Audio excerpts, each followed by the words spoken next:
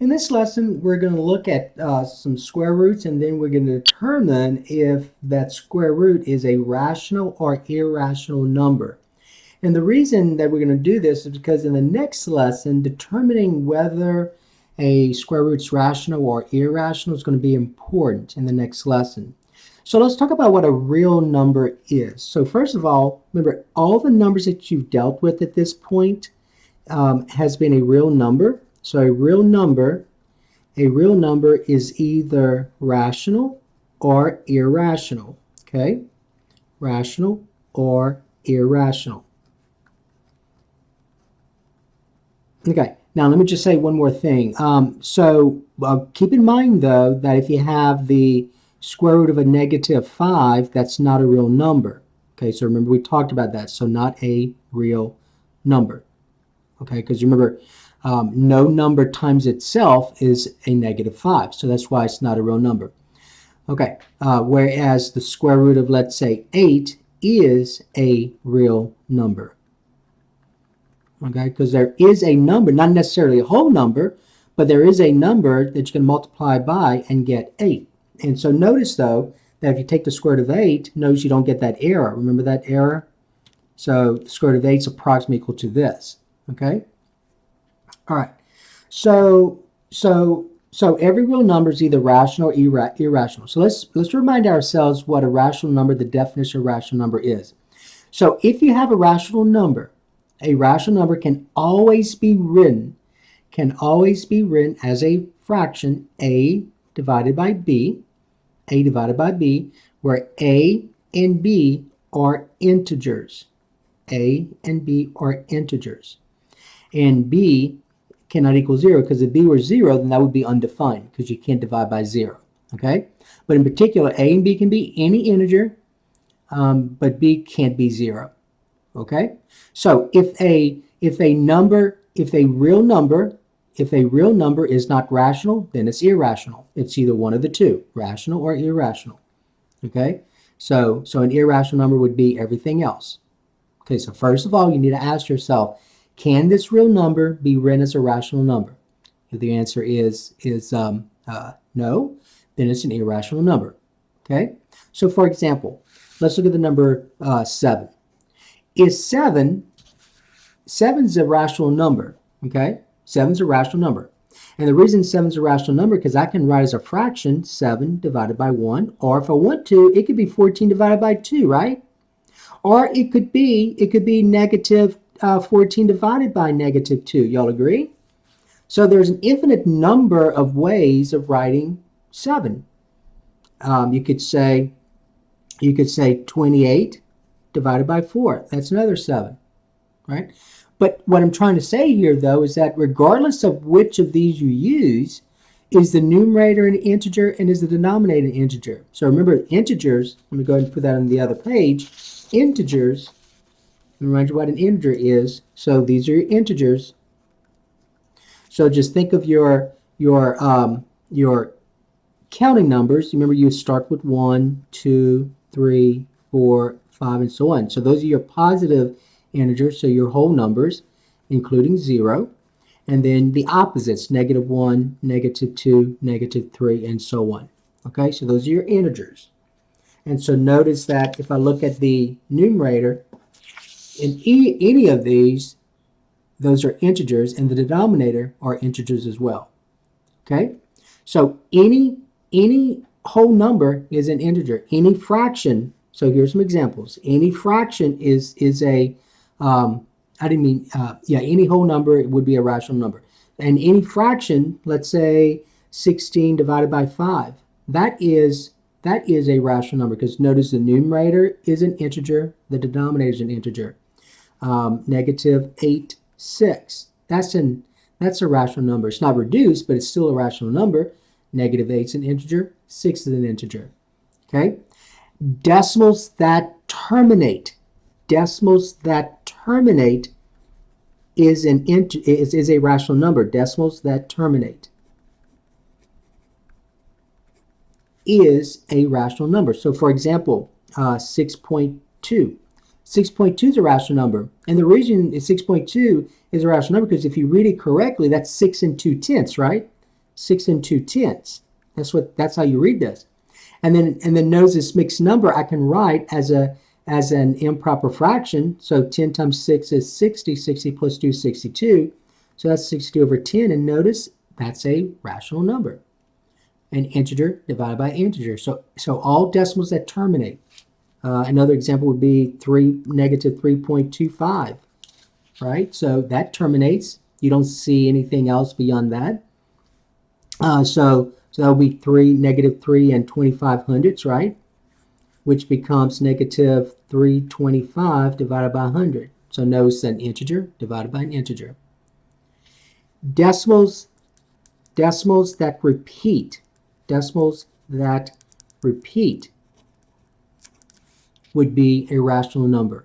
Okay, so for example, 0.6 with a bar. So remember, 0.6 with a bar means 0.6666 repeating, right? Okay, and so notice if you recall, and you may not, but that's fine. If you recall, that decimal right here, that is the fraction 2/3.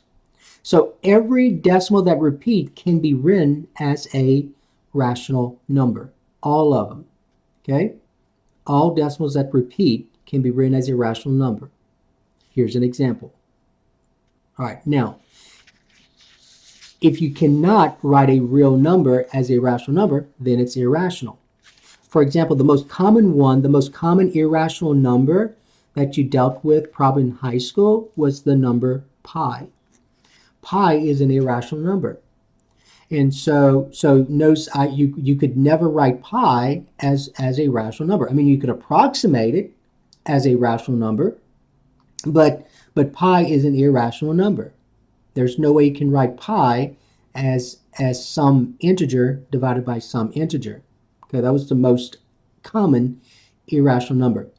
But what I want to talk about here, though, is square roots. How can I tell if a square root is rational or irrational?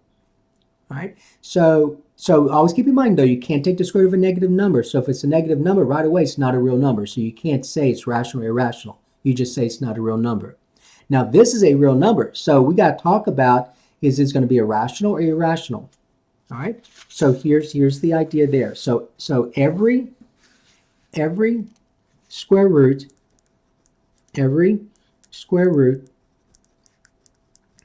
that's a real number is either rational or irrational. Okay? Now, I'm going to go back right here and I'm going to say, remember a while ago we said decimals that repeat and then decimals that terminate? So notice that if you look at pi on your calculator, so let's see, pi is right here, right? See right here? If you look at pi and press equal, notice that now it looks like it stops here, but that's only because of my display. But notice that it keeps on going. It never terminates. And notice there is no repetition at all. So there are no digits that repeat. You don't see any common threads here. Okay? So an irrational number, I'm going to say a decimal that does not terminate nor repeats. Okay? So a decimal that doesn't terminate nor repeat. So notice pi doesn't terminate and there's no repetition. There's no repetition at all. So another example of a rational number in terms of a decimal would be this. So look, and this is going to go back to one that repeats. So here's another example here. So here's one here. Here's another one. So let's say 2.654654 and so on. See, there's a repetition that you can see. Okay, so that's what we mean by a decimal that repeats. And when we looked at pi, we didn't see that. Okay, all right. So every square root that is a real number is either rational or irrational. Okay, so let's look at some examples. Number one, the square root of 4. Question, is the square root of 4 a rational or irrational number? Okay, So the square root of 4 is a rational number because the square root of 4 is a perfect square, right? Square root of 4 is 2. So notice it's an integer, right? So that's a rational number. So this is a rational number. Number 2, the square root of, let's say, 16. Tell me what that is. What do you think? Square root of 16. 16 is a perfect square. That's exactly equal to 4, correct? So that's a rational number. What about the square root of 2? What about the square root of 2? All right, well, so 2 is not a perfect square, so I know I'm not going to get a whole number. So let's look at it on the calculator. So the square root of 2. So square root 2 equal, and notice that it doesn't terminate, and I don't see any repetition of digits, right? There are no repetition of digits. So a decimal that does not terminate and doesn't repeat is an irrational number. That's what we said here. So that's why we said pi was an irrational number. So that's an irrational number. So in terms of square roots, here's a pattern I want you to see real quick. If you're taking a square root and the radicand is a perfect square, you're going to get a whole number, all right? And it's going to be rational. If the radicand is not a perfect square, then it's going to be irrational. All right, so for example, a while ago we said the square root of 8. So is 8 a perfect square? Nope. And you may say, but I can simplify it. Yeah, you can. Okay, you can simplify that. That is true. That is definitely true. For example, I know that's going to be a square root of 4 times the square root of 2, and the square root of 4 is 2, but the square root of 2 is still an irrational number. Okay, so this whole thing then becomes an irrational number. So square root of 8 is still an irrational number.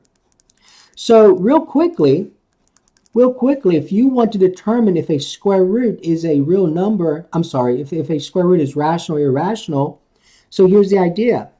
If the radicand is a perfect square,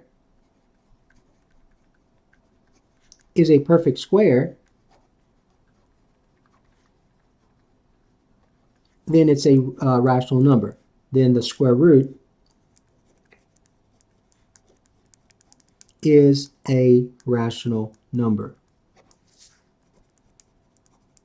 Okay? Otherwise, it's an irrational number. Otherwise, it is an irrational number. Okay? All right. And so that's all it is. So, and the next lesson, that's going to be important because you're going to have to determine, first of all, if what we're looking at is rational or irrational to determine your next approach. Okay?